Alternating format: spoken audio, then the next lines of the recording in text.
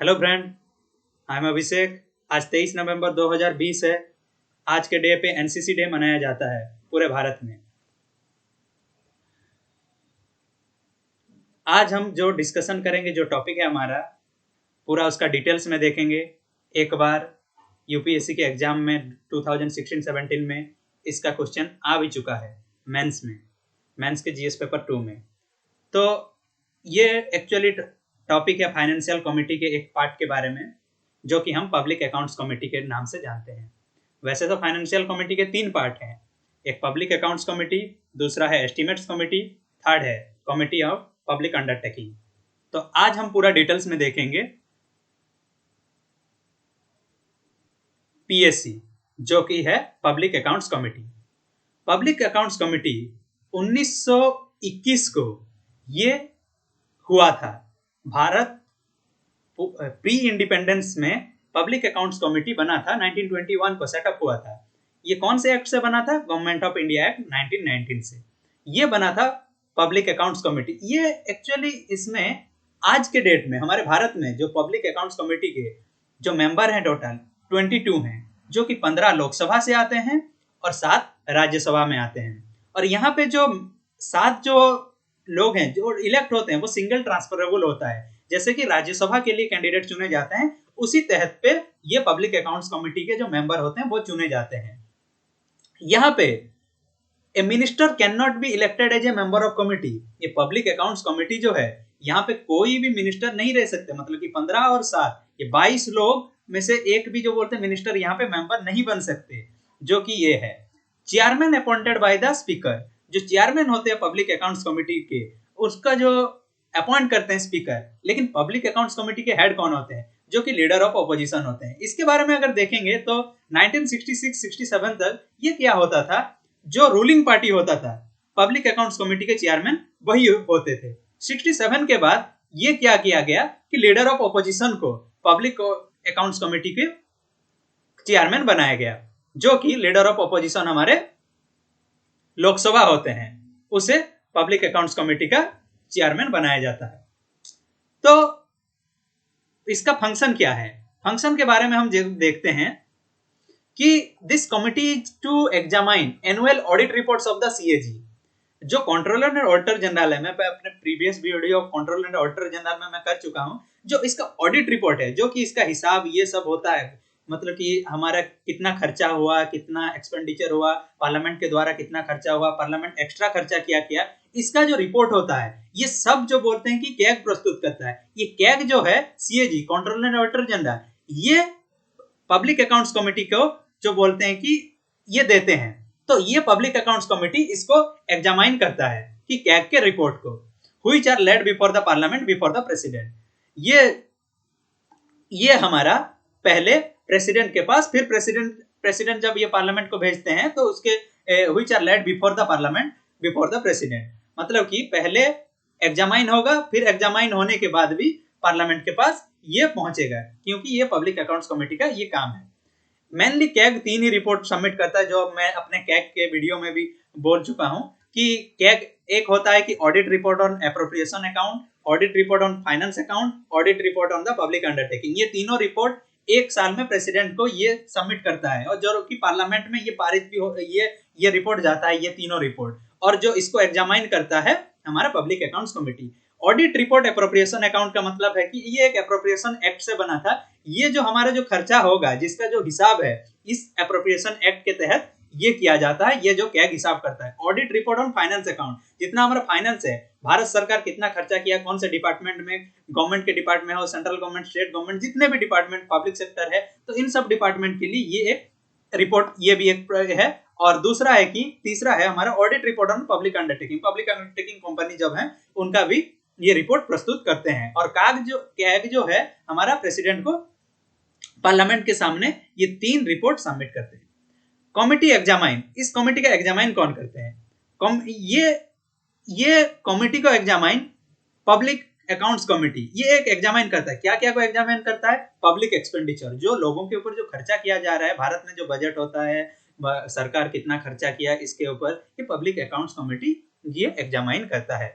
Not only from the legal and the formal point of view to the discover technical irregularity but also from the point of view of economy. Economy के point of view से भी, क्योंकि देखिए जो leader जो कि हमारे सत्ता दल हैं, जो कि हमारे शासन करते हैं, हम तो सब जो बोलते हैं अगर उनके पास सब कुछ पावर रह गया तो ऑपोजिशन का काम क्या है।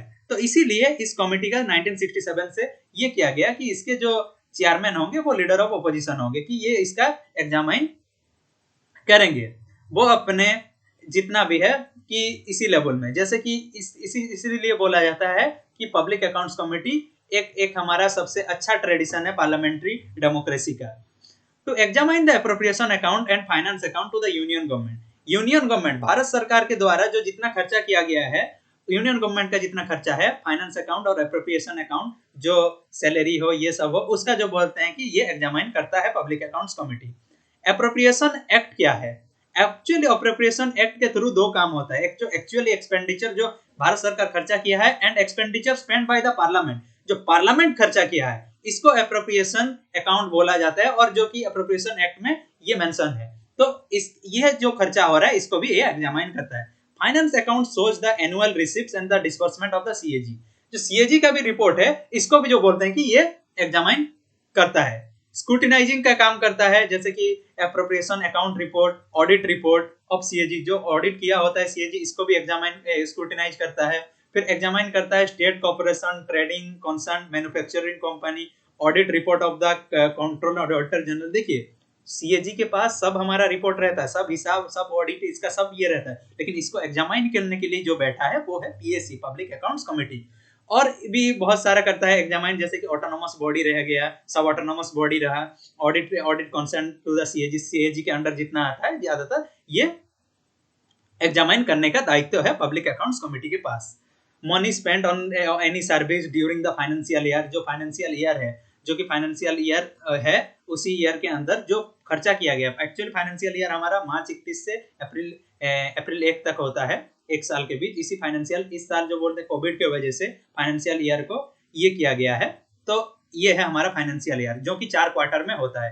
क्वार्टर 1 अप्रैल, मई, जून, जुलाई, अगस्त, सितंबर, क्वार्टर 2 अक्टूबर, नवंबर, दिसंबर, इज क्वार्टर 3, जनवरी, फरवरी, मार्च, इज क्वार्टर 4। ये 4 क्वार्टर में आप देख रहे होंगे जीडीपी का रिपोर्ट, एक क्वार्टर में इतना रहा, दूसरे क्वार्टर में इतना रहा, तीसरे क्वार्टर में, ये 3-3 मंथ का एक होता है जिसे कि क्वार्टर बोला जाता है। और टोटल को जब हम मिला देते हैं, it is the financial year में कितना खर्चा हुआ, ये हुआ, और पार्लियामेंट के द्वारा कितना खर्चा किया गया, लोकसभा के द्वारा कितना हुआ। तो ये जो बोलते हैं कि जो खर्चा हुआ, ये भी इसको जो बोलते हैं कि एग्जामाइन करता है। जो लोकसभा के लिए ये हुआ, तो जो हमारे पार्लियामेंट में जितना खर्चा हुआ।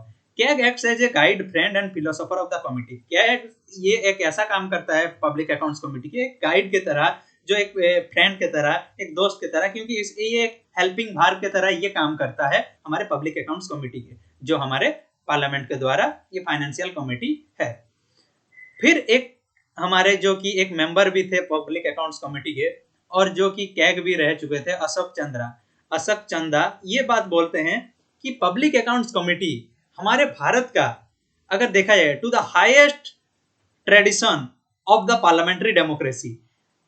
अशोक चंदा बोलते हैं कि ये एक हमारा भारत का सबसे अच्छा ट्रेडिशन है, सबसे बहुत टॉप, मतलब कि सबसे अच्छा प्रथा है, जो कि हमारे पार्लियामेंट्री डेमोक्रेसी को एक अच्छा लगता है। जैसे कि कोई भी खर्चा हो रहा है तो रिपोर्ट अगर गवर्नमेंट ही, ये ऑडिट रिपोर्ट या खर्चा का रिपोर्ट अगर सब गवर्नमेंट ही करेगा तो बाकी ऑपोजिशन का काम क्या रहेगा। तो पार्लियामेंट्री डेमोक्रेसी का ये जो बोलते हैं कुछ मतलब ही नहीं रहता।